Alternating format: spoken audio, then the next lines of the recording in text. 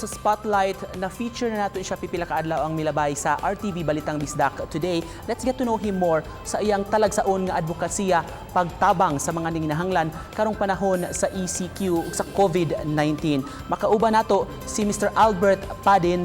Good morning, Sir Albert. Good morning.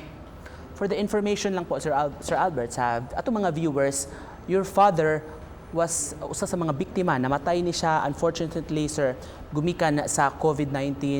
First and foremost, ang among mga pahasubo, sir, with what happened. Salamat. Thank you. How is the family, sir, coping after your father's loss?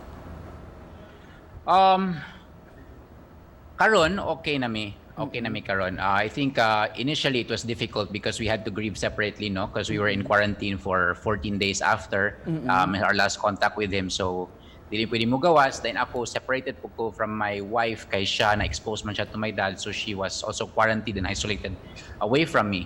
So murag iya-iya ra gyud mi og grieve sa kagalingon na mo mga balay, kwarto.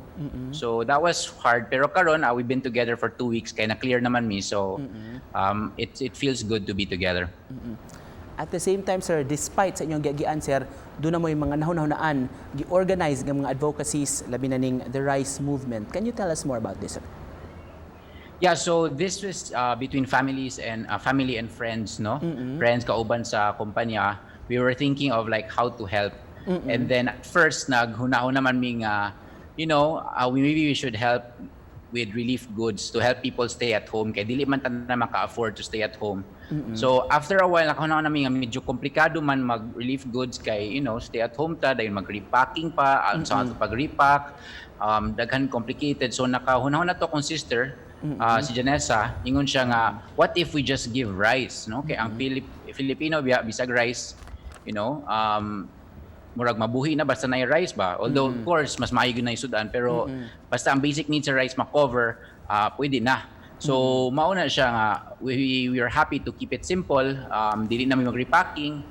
Kuan lang rice lang gyud, pick up, deliver, no contact with the deliverance. So na simplify gyud and mauni siya ang kuan ang murag idea nga among nabuhat. Then yeah, so in connection to my dad, murag kuan ba kanang at first kay nagunahon naman mi nga, namatyan biyata so ganahan ta ra matulog, mag on our own, kapoy mag there's lack of willpower to do things, but it really made me, murag question mo tabang pa bata kay kapoy or but there's so much need out there. And then my wife mentioned to me nga because she spent time with my dad in the hospital, my wife mentioned to me nga one of the things that my dad kept on saying was like, while, i-oxygen na siya, murag na siya yung mga fancy nga medical equipment, di siya kaginahawa, pero gitabangan siya, like, nakahunaon siya nga, unsa lang ka sa mga pobre, nga, lisod kaayo karon dayon inani, dayon, unsaon lang sa mga walay kwarta. So, pag-ingon sana sa akong wife, naka-remember ko nga, bitaw, like, if my dad was here, he would be thinking about the poor, he would be thinking about others.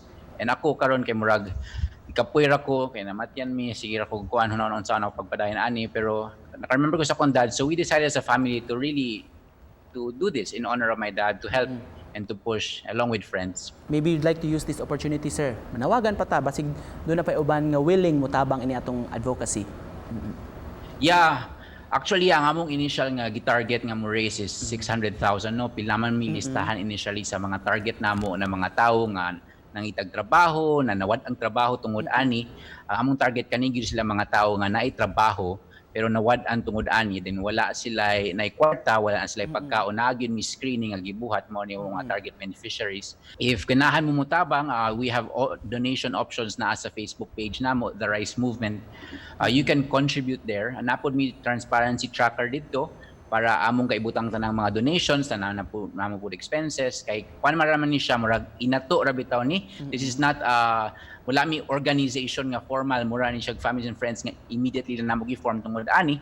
So that's why we're very transparent with the funds and transparent with the expenses and transparent even with the beneficiaries that receive this. Ingon sila karong panahon na daghan kuno kaayo ang nanginahanglan og naglisod gyud ECQ kining lockdown, nawad-an og trabaho apan duna kuno poy daghan sab kaayo nga willing mutabang. Coming from you, sir, message lang nimo sa mga Cebuanos. dire sa Cebu kita-kita ra man gyud. So magtinabangay na lang gyud ta. Importante gyud nga mo stay at home ta kay mao man gyud na ang importante para dili na mukatag ang virus. Kay kung dili na mukatag ang virus pasabot ana makabalik na ta og gawas. No, kung magpabadlong ta, sige ta gawas, mudugay pa hinuon ni. So antos ang tagamay din sa mga tawo nga pwede makatabang sa uban nga maglisod og stay at home kay walay natigom, walay pagkaon, ato lang pud tabangan kay para ni sa ato ang tanan. Thank you so much for joining us this morning, sir. We wish you all the best o hinaot nga daghan pa ang mutabang sa tumakapuso diha. Thank you, Sir Albert. Thank you. Thank you very much.